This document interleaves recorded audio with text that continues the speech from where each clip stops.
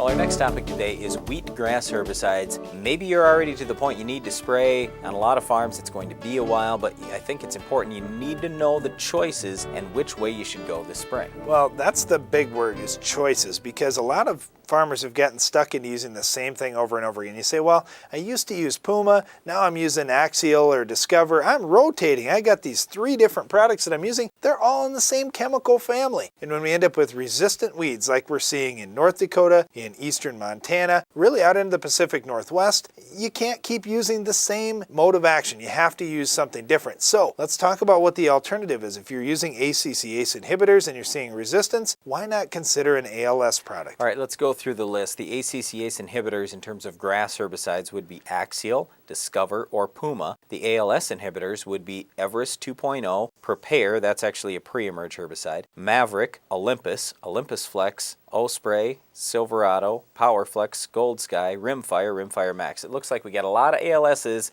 and we got 3 ACCAs. Well, it looks like we have a lot of ALS products, but many of them are just combinations of 2 ALS products. The other thing is we've got winter wheat products and we've got spring wheat products kind of all lumped into one. So let's talk a little bit about winter wheat first, because that spring is going to come up first here this spring. The most popular products in winter wheat have been Maverick, Olympus, and PowerFlex. And with all of those products, there is some degree of carryover. We're most concerned about the soil residual that Maverick has, but Olympus has almost as much soil residual. PowerFlex definitely has less, but it still does have some. So it's not perfectly safe to rotate to every crop or anything like that, but it's at least a little more safe to go with PowerFlex than it would be Maverick if you wanted to rotate someday to corn or soybeans, for example. We have to look at the kinds of weeds that we're controlling in winter wheat. The toughest weeds to control are those winter annual grasses. And if you've got some cheatgrass, and I don't care if you're talking about Japanese brome, downy brome, true cheat, a lot of times they just get all lumped together. And I look at it this way.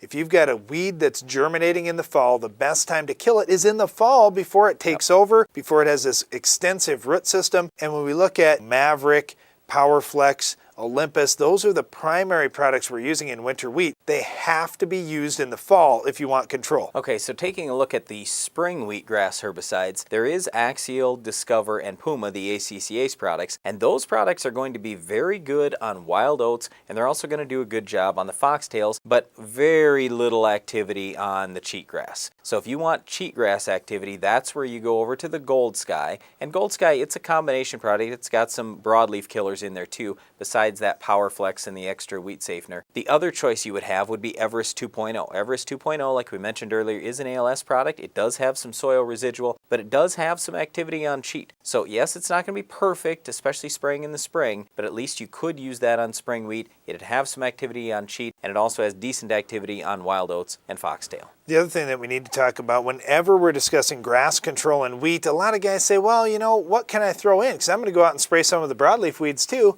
And when you start mixing that grass herbicide and broadleaf herbicide, we see antagonism. Now, if you only had just a few blades of grass in the whole field, no big deal. It wouldn't really hurt you. Go ahead and mix them, save the trip. But if you've got a whole bunch of weeds, or if you have a really bad weed, like a cheatgrass or like a wild oats, for example, don't mix your broadleaf herbicide and your grass herbicide. Make 2 trips out there. It only costs a couple of bucks to run your sprayer over the field again. Just do it that way. You're going to end up with better weed control and better yield. Well, again, there are a lot of choices when it comes to grass control in wheat, but just understand, if you don't do a good job controlling grass in wheat, it absolutely is going to hurt your yield. And don't give the excuse of, well, I'm in kind of dry country and I don't have a lot of yield potential.